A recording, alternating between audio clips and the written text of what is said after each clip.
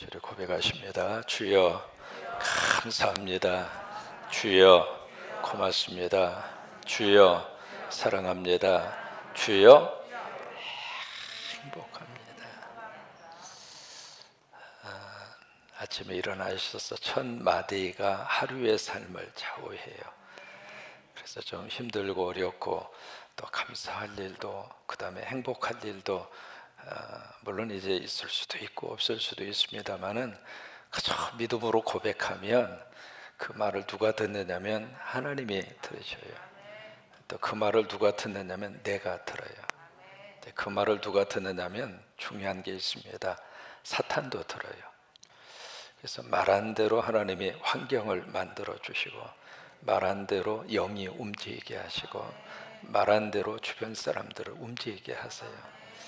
그래서 삶에 어떤 복을 받고 싶은 첫 번째 가장 중요한 자세가 언어의 변화입니다. 사도행전에 마가의 다락방에 하나님의 불을 내려주셨잖아요. 바람 같은 성령의 바람을 확 불게 하시고 하늘에서 불을 내려 주셨어요. 예배할 때마다 그런 역사가 임하기를 축복합니다. 성령의 바람이 우리 가운데 확 불어서 하늘을 살면서 걱정과 염려와 눈물과 아픔은 다 사라지게 하시고 또 이제 하나님께서 하늘에 불을 내려 주셔서 사람은 여기가 체온이 유지가 돼야 사람이 살잖아요. 영적으로도 하나님의 불이 우리 안에 떨어져서 그래야 영적인 영혼도 살아나거든요.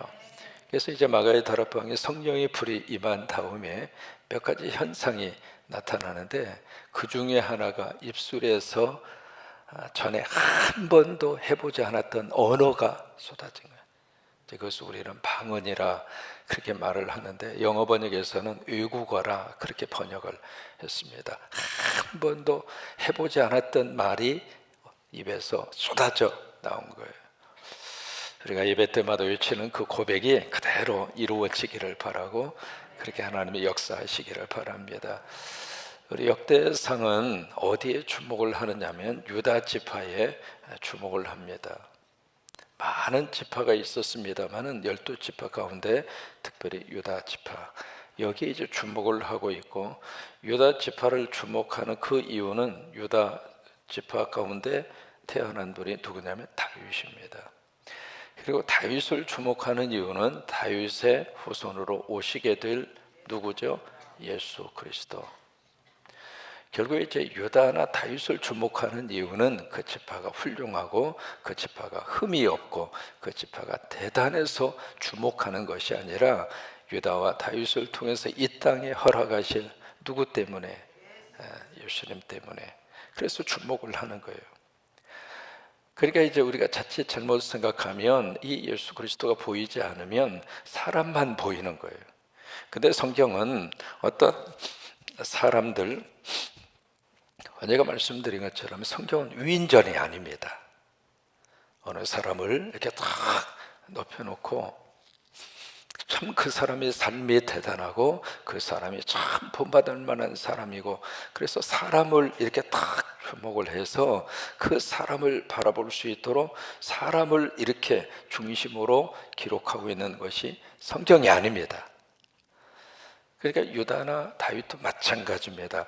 이들을 들어 쓰시는 하나님이 위대하신 것이고 이들을 통해서 하나님이 이 땅에 누구를 보내시는 거예요? 예수님. 그래서 우리가 유다와 다윗을 주목하고 역대상의 에스라라고 하는 사람이 그 지파를 이렇게 주목해서 쓰고 있는 거예요. 요셉과 마리아도 마찬가지입니다. 요셉과 마리아를 통해서 하나님이 누구를 이 세상에 보내시죠? 예수님을 보내는 거예요. 그들이 위대한 게 아닙니다. 그들을 주목하는 것이 아니라 물론 거기에 마리아의 순종 너무 귀하죠. 주의 계집종이오니 말씀대로 내게 이루어지이다. 그 마리아의 참 기가 막힌 순종이잖아요. 그 순종은 목숨을 건 순종입니다. 그럼에도 불구하고 주의 계집종이오니 하나님께서 하시고자 하면 저를 통하여 하시옵소서. 처녀의 몸으로 아이를 낳는다. 고대 사회에서는요 이거 있을 수 없는 이야기잖아요. 그럼에도 불구하고 이해되지 않지만 아니 이해할 수 없는 사건이지만은 하나님이 하신다면 나는 그대로 순종하겠습니다. 그 마리아의 순종이 너무 귀하잖아요. 귀한 것은 맞지만 마리아가 주목의 대상은 아닙니다. 캐톨릭이 잘못하고 있는 것이 바로 그거예요. 우리는 누구를 주목하는가? 예수 그리스도를 주목하는 거예요. 그래서 성경의 역사를 어떻게 표현할 수 있느냐면 이렇게 표현할 수 있습니다. 여기가 이제 창조의 시작이거든요. 이제 알파라고 그렇게 표현을 합니다. 창세기의 시작이죠. 태초에 하나님이 천지를 창조하시느니라. 이게 마치 이 세계의 모든 역사의 문을 여는 시작이에요. 그래서 이거 이제 창조의 시작이잖아요. 그래서 성서적인 역사는 이렇게 쭉 흘러가는 직선적인 역사관입니다. 시작이 있으면은 끝이 있습니다. 알파가 있으면은 오메가가 있습니다. 이게 성서적인 역사관의 시작이죠. 이게 이제 불교하고 기독교의 큰 역사의 차이입니다. 불교는 끊임없는 서클입니다. 윤회관이라 그렇게 표현을 하죠. 그래서 이제 시작을 해서 쭉 시작을 하는데 이 부분이 가장 중요하게 담고 있는 내용은 오실 메시아. 그러니까 메시아가 오신다. 오실 메시아예요. 그래서 여기에 있는 이 역사 속에 있는 사람들은 다 역사 속에서 누구를 기다리는가? 하나님이 보내시는 메시아. 그 메시아를 품고 거기에서 희망을 찾고 거기에서 미래를 바라보고 거기에서 오늘을 딛고 이기는 거예요. 사람은 희망이 있어야 살아갈 수 있어요. 희망이 없으면 참 견디기가 어렵습니다. 이 땅이 고생스럽고 이 땅에 너무 어려움이 많고 그런 속에서도 우리가 하루하루를 어떻게 버티고 살 수 있겠는가? 부모에게는 자식이 희망이에요. 그래서 자식을 생각하면서 그냥 모진 그 세파와 모진 어려움을 참고 견디고 이기고 그러는 거예요. 어쨌든 여기 있는 사람들은 앞으로 하나님이 허락하실 그 메시아가 오실 것이다. 그때가 언제인지는 모르지만은 하나님이 말씀하신 대로 메시아가 오신다. 오실 메시아를 기다리고 희망하면서 이분들이 견디고 역사 속에서 살아갑니다. 그래서 그 예수 그리스도가 바로 여기에서 오셨어요. 여기는 오신 예수님이에요. 여기는 오실 예수님, 여기는 오신 예수님. 그 다음에 이걸 정점으로 해서 그 다음에 또 다른 역사가 쭉 시작이 되죠. 그래서 이쪽의 이 역사는 바로 다시 오실 예수 그리스도입니다. 그러면서 바로 여기에 쭉 뭐가 지금 이게 성경의 맥입니다. 바로 여기 오실 메시아, 오신 메시아, 다시 오실 메시아. 그래서 다시 오실 메시아를 통해서 여기가 바로 세상의 종말과 끝이라 그 말이에요. 지금 우리는 어느 시대를 살고 있는가? 바로 이 부분입니다. 이게 이제 성경에 쭉 흐르고 있는 가장 중요한 내용입니다. 성경이라고 하는 그릇 속에 하나님이 누구를 담고 싶은가? 예수입니다. 그래서 성경을 펼쳐서 우리가 봐야 할 분은 예수님이란 말이에요. 다른 것을 읽고 끝나면 성경이 어떤 세상적인 역사책으로 끝나버리고 말고 성경을 어느 한 도덕적인 수준으로 바뀌는 성경이 내 속에 다가오지 않습니다. 그런데 성경을 통해서 우리가 구원받고 성경을 통해서 우리가 살림의 역사가 나타나고 성경을 통해서 천국의 백성이 되고 천국을 통해서 하나님 만날 수 있는 길은 성경에서 예수님을 만나야 그게 가능한 거예요. 그래서 역대상도 누구를 주목하는가? 다윗을 주목하는 이유는 다윗을 통해서 이 세상에 오실 예수 그리스도. 그래서 이것을 기준으로 해서 우리가 알고 있는 것처럼 이쪽의 역사를 가리켜서 BC라고 그러잖아요. 그 다음에 이것을 기준으로 해서 이쪽의 역사를 AD라 그렇게 이야기하죠. 여기 C라고 하는 것은 크라이스트, 그리스도라고 하는 말이잖아요. Before Christ, 예수님 오시기 전 역사가 바뀌어지는 포인트가 바로 오신 예수님, 성탄이라 이 말이에요. 그러니까 성탄이 바로 이 역사의 획을 바꾸신 거예요. 성탄을 중심으로 해서 기원 전, 기원 후라고 하는 역사가 그렇게 달라지게 되죠. 여기 AD라고 하는 것은 안노, 안노라고 하는 것은 시작이라고 하는 뜻이에요. 라틴 말로 시작. 그 다음에 D라고 하는 것은 도미니, 주라고 하는 뜻이에요. 주님이 시작했단 말이에요. 주님이 시작하셨다.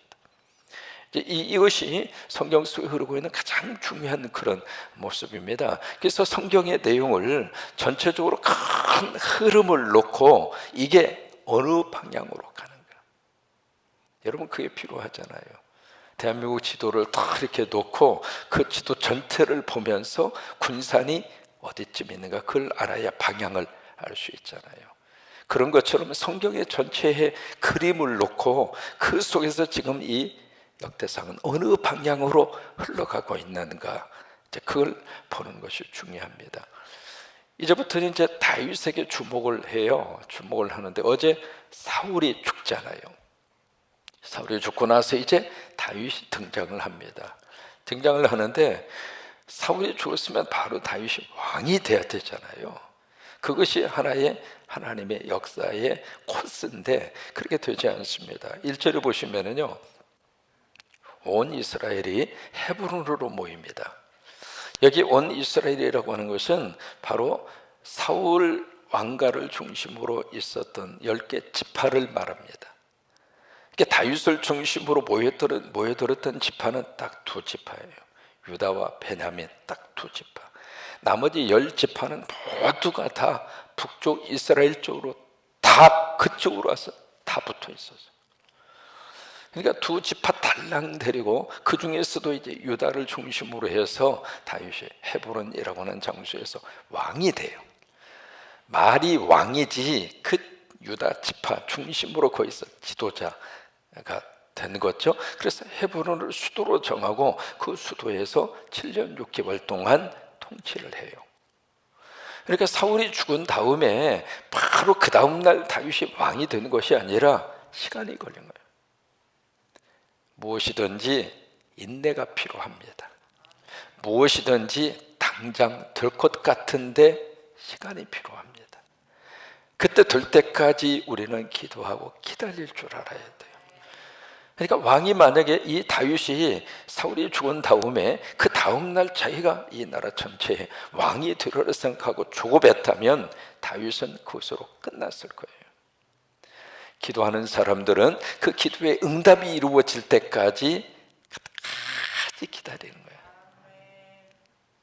옛날 가마솥에다가 밥을 하고 그러고서 불을 떼고 그러고 나서 이게 퍼르르하고 끓잖아요. 그러면 이제 그 가마솥 옆에 눈물을 흘리잖아요. 그 다음에 더 이상 불을 안 뗍니다. 불을 안 떼고 그러고 나서 그 밑에 있는 온기의 열로 뭘 드리죠? 뜸을 드립니다. 그죠? 어느 정도 뜸이 든 다음에 그 다음에 가마솥에 뚜껑을 열어서 탁 십자가를 끄고 밥을 푸면 기가 막힙니다. 시장하시죠? 뜸을 드려야 돼. 그러니까 바로 여기에 다윗이 헤브론에서 왕이 된 지 7년 6개월이라고 하는 시간이 지나간 거죠. 그리고 나서 1절에 온 이스라엘에 등장하는 겁니다. 이 온 이스라엘은 사울 편에 가 있었던 10개의 지파입니다. 그 10개의 지파는 철저히 사울 쪽에 붙어 있었던 사람들이에요. 이 사람들이 헤브론에 있는 다윗에게 찾아오는 거예요. 찾아와서 지금 뭐라고 이야기하느냐면 다윗에게 이르되 우리는 왕에 가까운 뭐예요? 혈족입니다. 그동안에 다윗하고는 철저히 등지고 살았거든요. 다윗하고는 관계가 없는 것처럼 그렇게 이 사람들이 살았어요. 왜 그랬을까? 사울이 이쪽은 주도권을 가지고 있었고 또 하나 사울의 3명의 아들, 어제 우리 살펴본 대로 요나단을 중심으로 해서 말기수아까지 그 길보아 전투에서 다 죽었지만은 아들이 하나 남았어요. 그 아들이 이스보셋이에요. 그 아들을 중심으로 해서 이쪽에 북쪽에 가서 따로 나라를 만들었어요. 그래서 거기서 나름대로 정권을 유지하고 국가 형태를 유지하고 이 사람들이 그쪽에서 살았어요. 마치 우리 남북한이 지금 갈라져 있잖아요. 근데 이제 한쪽이 기울어진 거예요. 오늘 1절을 보면서 그런 생각을 해보게 됩니다. 북한의 정권이 무너진 다음에 북한에 있는 주민들이 남쪽에 있는 주민들에게 와서 이 말을 하지 않을까. 뭐라고 말을 해요? 우리는 왕에 가까운 혈족입니다. 우리는 같은 한 민족입니다. 우리는 같은 언어를 쓰고 같은 조상을 둔 한 족속입니다. 한 혈육입니다. 그 말을 언젠가 북한의 동포들이 남쪽에 있는 우리 백성들에게 할 날이 오지 않을까, 그 생각을 하는 거예요. 그거하고 똑같은 거예요 지금. 그러면서 2절에 무슨 말을 하고 있느냐면 2절을 같이 한번 읽습니다. 전에 옛날에 그 말이에요. 옛날에 사울이 왕이 되었을 때에도 이스라엘을 거느리고 출입하게 한 자가 왕이셨고, 뭐냐면 과거에 사울이 통치하던 시절에도 다윗 당신은 우리나라 전체의 총지휘관이었습니다. 그 말이에요. 맞는 얘기죠. 그 다음에 왕의 하나님 여호와께서도 왕에게 말씀하시기를, 그러니까 다윗에게 하나님이 주신 말씀을 이 북쪽에서 살고 있었던 이스라엘 이 나라의 백성들도 알고 있었다 이 말이에요. 모르는 게 아니에요. 알고 있었어요. 뭐라고 이야기하셨는가? 내가 누구냐면 다윗이거든요. 다윗 당신이 내 백성 이스라엘의 목자가 되며 내 백성 이스라엘의 주권자가 되리라 하셨네요. 주권자는 왕이거든요. 그러면 이미 이스라엘에 살고 있었던 그 사람들도 다윗이 사울의 뒤를 이어서 왕이 된다고 하는 것을 알았을까요? 몰랐을까요? 알았어요. 알았어도 7년 6개월 정도 머뭇거린 거예요. 여러분, 이게 사람이에요. 분명히 이게 하나님의 뜻이라고 알고 있음에도 불구하고 시대의 흐름에 같이 휩쓸려 가는 거예요. 믿음이라고 하는 것은 시대의 사조를 따라서 가는 사람이 아니라 하나님의 뜻을 따르는 사람이에요. 그러니까 그들이 이 모든 것을 다 알고 있고 이미 분명하게 그것을 확인했음에도 불구하고 7년 6개월 동안 아무것도 안 한 거예요. 그러다가 어쩔 수 없이 나와서 2절 말씀을 하고 있는 거예요. 그러면 어쩔 수 없이 그 코너로 지금 누가 몰고 가시는가? 하나님이 역사를 그렇게 몰고 가시는 거예요. 여러분, 이 한반도의 역사 속에서 하나님의 역사하심으로 이 땅에 통일을 주십니다. 사람이 할 수 있는 일이 아닌 것을 우리가 뼈저리게 알고 있습니다. 정치력을 발휘해서 이것을 풀어갈 수 있는 사람이 누굽니까? 아무리 노력을 하고 아무리 협상을 하고 아무리 여러 가지 움직인다 할지라도 이 복잡하게 얽혀져 있는, 여러분, 이 한반도는 전 세계의 사상과 이념의 집합적인 현장이 한반도입니다. 단순히 이 주변 몇 나라의 관계 속에서 풀어낼 수 있는 문제가 아닙니다. 마치 이스라엘이 전 지중해를 중심으로 해서 전 세계 모든 종교와 이념과 사상의 복합적인 현장이 이스라엘이에요. 지금 예루살렘이 똑같습니다. 올드 예루살렘, 옛날 예루살렘. 바로 그 예루살렘은요, 전 세계 종교, 사상, 이념, 그것이 다 거기에 지금 전부 다 얽혀져 있는 곳이 올드 예루살렘이에요. 쉽게 풀어질 수 있는 문제가 아닙니다. 우리 한국이 그렇다 그 말이에요.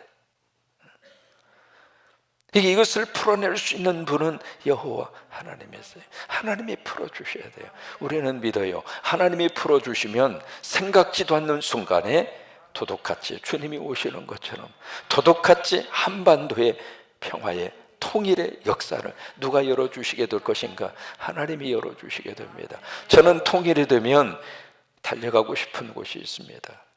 주님의 이름으로 세운 그 고아원, 그 달려가서 보고 싶어요. 그때 함께 그 일을 같이 했던 김동지, 안동지 찾아가서 만나보고 싶어요. 여기 이제 바로 그런 역사가 일어나는 것처럼 이게 다윗이 사울의 둘을 이어서 왕이 되고 이 나라를 통치한다고 하는 사실을 알면서도 가만히 있었던 그 백성들을 하나님이 그냥 역사하셔서 하나님이 그렇게 할 수밖에 없도록 만드셔서 결국 그들 스스로 헤브론으로 와서 2절에 고백을 하는 거예요. 2절 말씀은 그렇게 해서 나온 거예요. 3절입니다. 이에 이스라엘 모든 장로가, 근데 지도자급이죠. 지도자들이 나와서 헤브론에 있는 왕에게 나옵니다. 그러니까 1절에서는 백성들이 나왔고 3절에서는 지도자들이 나오는 겁니다. 나와서 다윗이 그들과 여호와 앞에서 언약을 맺습니다. 무슨 언약을 맺을까? 이 언약이라고 하는 단어가 나오잖아요. 다윗의 언약이라고 하는 단어를 우리가 많이 쓰게 되잖아요. 그 다윗의 언약은 바로 이겁니다. 다윗을 통해서 하나님이 허락하시게 될 메시아라 그 말이에요. 마태복음 1장 1절이 아브라함과 다윗의 자손 예수 그리스도의 계보라. 왜 그것이 마태복음의 문을 활짝 열면서 왜 다윗을 거기다가 집어넣었을까? 구약과 신약이 하나로 모아지는 거예요. 다윗의 언약이라고 하는 말을 그래서 쓰잖아요. 그래서 언약을 맺으며 그들이 다윗에게 뭘 부어요? 기름을 부어요. 그리고 이스라엘의 왕으로 삼아요. 그러면서 여호와께서 사무엘을 통하여 전하신 멋대로 됐어요. 이게 참 중요한 포인트입니다. 한번 해보실까요? 말씀대로 되었더라. 한 번만 더 하시죠. 말씀대로 되었더라. 기가 막힌 표현의 모습이잖아요. 그러면 사무엘이 다윗에게 이미 기름을 부었거든요. 하나님께서 사울 내가 버렸다, 이제 끝났다. 그러면서 사무엘을 바로 그 기스 저기로 보내잖아요. 다윗의 그 아버지 집으로 보내잖아요. 가가지고 거기 가서 기름 준비해서 기름을 부어라. 그때부터 이제 그 다음 후계자가 될 사람 인터뷰를 하잖아요. 첫째 아들 탁 들어왔는데 키가 준수하고 이 사람 이 친구죠? 그러니까 아니다. 그 다음 아들 쭉 가다가 전부 다 면접을 다 봤는데 한 사람도 하나님이 이 사람이야 인정해 주는 사람이 없잖아요. 그래서 아버지한테 물어요. 또 없냐고. 그랬더니 있기는 있습니다. 어디 있냐고 그랬더니 지금 들녘에서 양을 치고 있습니다. 빨리 데리고 와라. 그래서 데리고 온 사람이 다윗이잖아요. 그래서 다윗을 딱 보는 순간 하나님이 이 사람이다. 그래서 다윗에게 머리에 기름을 붓잖아요. 그러니까 이 사무엘이 이미 다윗에게 기름을 부었어요. 기름을 부었는데 또 여기에 장로들이 다윗에게 또 기름을 부어요. 무슨 놈의 기름을 이렇게 많이 부을까? 다윗이 기름 부음을 받은 것이 3번 기름 부음을 받아요. 사무엘에게 한 번 받고 헤브론에서 한 번 받고 그 다음에 또 한 번 다윗이 기름 부음을 받습니다. 여러분, 기름 부음은 받으면 받을수록 축복이에요. 우리 목회자들 기름 부음을 받았잖아요. 그래서 주의 종이 길을 걷고 있는데 한 번 받는 것으로 만족하면 안 돼요. 계속 받아야 돼요. 여러분 아멘 좀 해주셔요. 계속 받아야 돼요. 계속.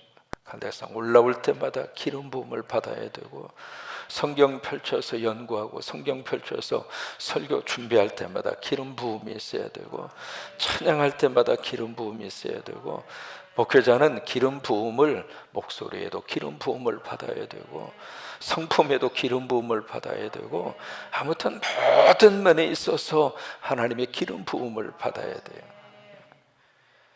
그러면 사무엘이 다윗에게 기름 부은 것이 사실은 진짜예요. 진짜 왜? 하나님이 기름 부어 주신 것이니까. 그 다음에 이 장로들이 와서 기름 부음 받은 것은 하나님의 기름 부으심 받은 것을 인정을 하고 이제 하나님이 세운 사람에 대해서 순종하겠습니다.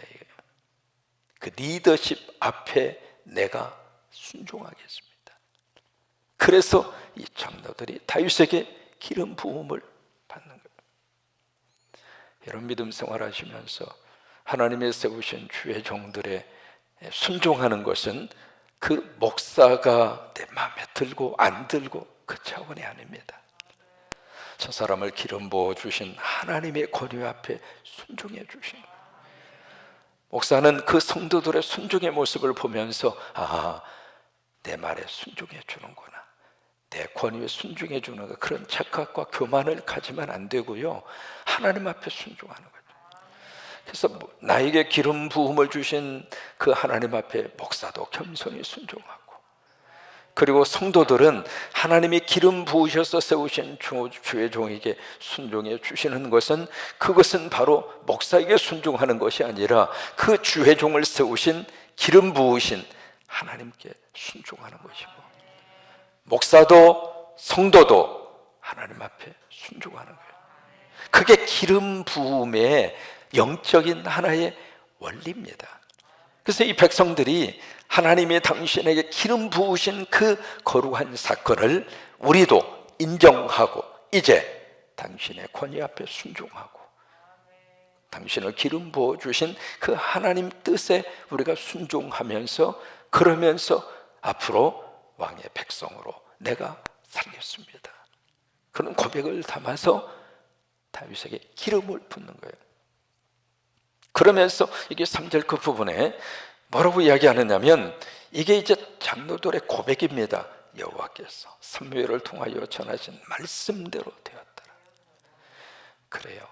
여러분, 금년 한 해도 말씀대로 되었고, 아무리 복잡하고 앞길이 안 보인다 할지라도, 안개 같은 그런 속이라 할지라도 결국에 가서는 말씀대로 돼요. 말씀대로 됩니다. 여러분이 성광의 재단에 항상 말씀이 흘러가기로 축복하고, 성경 전체가 성광의 재단에서 본물처럼 확 터져서 창세기부터 계시록까지, 계시록부터 창세기까지 항상 이 성광의 재단은 말씀의 맥이 쫙 흘러가서, 그래서 저는 고집스럽게 강의 설교를 꼭 붙들고 싶은 것이 그거예요. 설교자로 평생을 사실 터인데, 설교자로서 성경을 조금이라도 벗어나기 싫어서, 성경 안에서 하나님의 말씀이 증거되고, 성경 안에서 하나님의 말씀이 해석되고, 성경 안에서 하나님의 뜻이 설교를 통해서 선포되게 하는 방법 가운데 하나가 저는 강의 설교라고 생각해요. 물론 다른 설교, 주제 설교를 하시든 시리즈 설교를 하시든 여러 가지 모습으로 설교 형태는 있어요. 어느 게 좋고 나쁘고 그런 거 아니에요. 다만 성경의 맥 안에서 말씀을 풀어갈 수 있는 방법 가운데 하나 중에 하나가 강의 설교인데, 그 강의 설교가 저로서는 가장 마음에 와닿아서 그렇게 하는 거예요. 말씀대로 되었더라. 새해 어떻게 될까? 말씀대로 돼요. 새해 이 상황이 어떻게 풀어질까? 말씀대로 돼요. 새해 대선의 결과가 어떻게 될까? 말씀대로 돼요. 우리나라의 미래가 어떻게 될까? 말씀대로 돼요. 우리 자녀들의 미래가 어떻게 풀어지게 될까? 말씀대로 돼요. 믿으시면 아멘. 한번 고백하십니다. 말씀대로 되었더라. 그리고 나서 4절 이하에 뭘 하느냐면 여부스 땅을 점령하는 기록을 합니다. 이 여부스 땅을 다윗이 왕이 된 다음에 이 땅을 점령하는데, 가나안 땅에 들어온 지 400년이 흘렀어요. 그래도 여부스 땅을 온전히 점령하지 못했어요.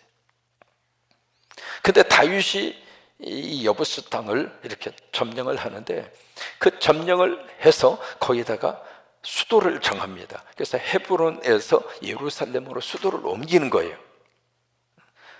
예루살렘이 수도가 된 것이 역사적으로 벌써 3,000년이 넘었습니다.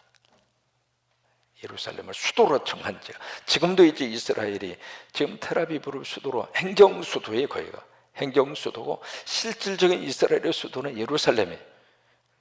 트럼프 행정부 때 미국의 대사관을 예루살렘으로 옮겼잖아요.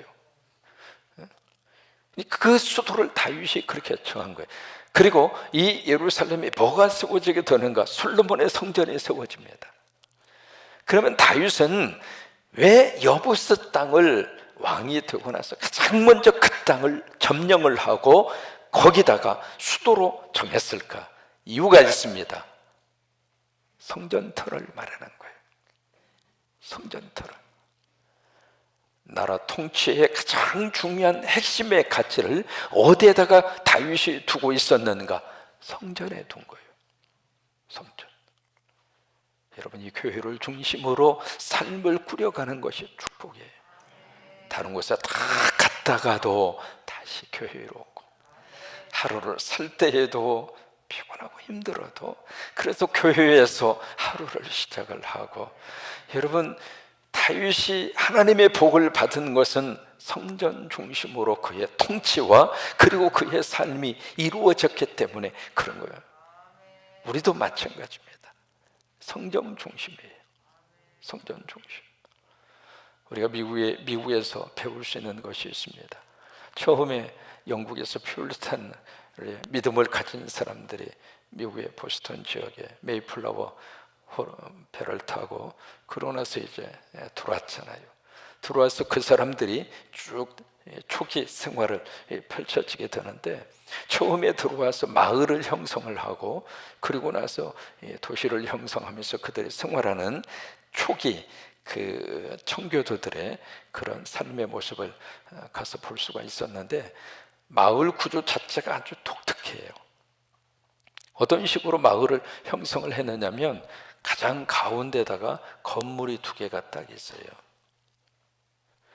이 한쪽은 바로 뭐냐면 교회고 한쪽은 학교예요.